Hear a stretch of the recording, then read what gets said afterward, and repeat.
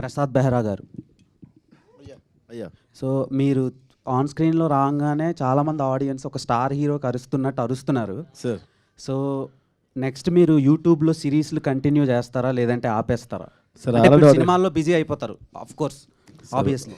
Sir ప్రస్తుతానికి పెళ్లివారం Monday వల్ల కొంచెం సినిమాల్లో బిజీగా ఉన్నాను సార్ ఒక సంవత్సరం దాకా. ఇంకా పెళ్లివారం అంటే సీజన్ 3 లాస్ట్ సార్, ఆపేస్తున్నాను ఇంకా. ఆల్ ద బెస్ట్ అండి.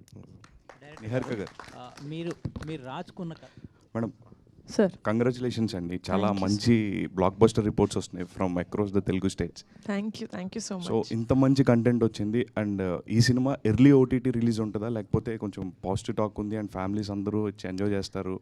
I'm definitely against this. అంటే సినిమా రిలీజ్ అయిన 2 వారాల్లోనే ఓటీటీలో వచ్చేయడం అనేది నేను చాలా అగేన్స్ట్. ఎందుకంటే నేను ఒక థియేటర్ ఎక్స్పీరియన్స్ ఎంజాయ్ చేసే ఒక ఆడియన్స్. సో డెఫినెట్గా మాదైతే టైం పడుతుంది ఓటీటీలోకి రావడానికి. డైరెక్టర్ గారు ఒకటి ప్రసాద్ తీసుకోండి ఒకసారి. కాదు, కొన్ని రోజులు థియేటర్లో ఆడినే మా సినిమా ఎందుకు ఓటీటీ రమ్మంటున్నావు సునీల్? నేను రమ్మన్నట్లేదు, త్వరగా రిలీజ్ చేస్తారా అని అడుగుతాను. కొంచెం లేట్గా రిలీజ్ చేస్తాను. సో జనరల్గా ప్రసాద్ అంటే అందరికీ తెలిసింది ఏంటంటే ఒక fun out and out comedy ఉంటుంది అండ్ సిరీసెస్ అన్ని చూసిన వాళ్ళు అందరూ అనుకుంటారు. అండ్ మీరు out of the box performance extraordinary ఉందని చెప్పొచ్చు. Thank you. సో ఈ క్యారెక్టర్ ఆయన మీకు చెప్పినప్పుడు మీకు చాలా ఎమోషనల్ రోల్ ఉంటుంది and at the same time fun కూడా మిక్స్ అయి ఉంటుంది. సో మీకు ఏమనిపించింది? బేసిక్గా ఈ క్యారెక్టర్ నేను చేయనని చెప్పానండి. ఆ సుధాకర్ క్యారెక్టర్ చెప్పారు నాకు. లేదు ఇందులో ఇన్ని ఉంటాయని చెప్పాడు కానీ నాకు ఎక్కేది కాదు. బేసిక్గా 11 మంది కష్టపడ్డారు అంటారు కానీ అందరూ ప్రాక్టీస్కి వెళ్ళారు, తగ్గారు. నేను కొన్ని ప్రొడక్షన్లో తగ్గా, కొన్ని ప్రొడక్షన్ల మీద నమ్మకం పోయి నేను తగ్గడం మానేసానండి. అందుకే అటు ఇటు ఉన్నాను నేను. సో నా క్యారెక్టర్కి ఎటువంటి క్రియేట్ వచ్చినా సరే అది వంశీకి వెళ్తుంది. వీడు కూడా మ్యూజిక్ కొట్టొచ్చులే అని చెప్పి అనుకున్నాడు. ఈయన వీడికి డబ్బులు ఇద్దాం అనుకున్న ప్రొడ్యూసర్ గారికి వెళ్తుందన్న. వీళ్ళు ముగ్గురికి క్రియేట్ అండి, నేను జస్ట్ పప్పెట్ అంతే. థ్యాంక్ యూ డైరెక్టర్ గారు.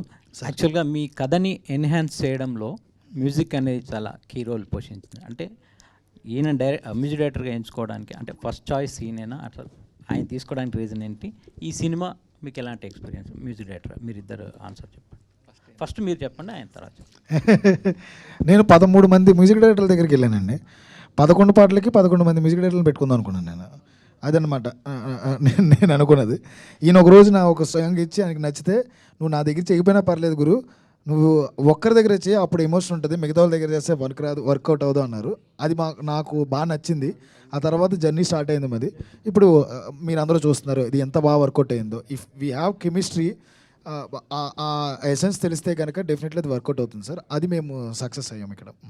ఇప్పుడు ఆపరేషన్ లేకుండానే మోకాళ్లకు ప్లాస్మా ట్రీట్మెంట్, మీ ఆర్థోపెడిక్ సమస్యలన్నిటికీ రోబోటిక్ టెక్నాలజీ ద్వారా తక్కువ ఖర్చుతో శాశ్వత పరిష్కారం, ఫ్రీ కన్సల్టేషన్, ప్రతి ట్రీట్మెంట్ పై 20% డిస్కౌంట్. ఈ ఆఫర్ కొద్ది రోజులు మాత్రమే, త్వరపడండి. V9 hospitals 9281465842.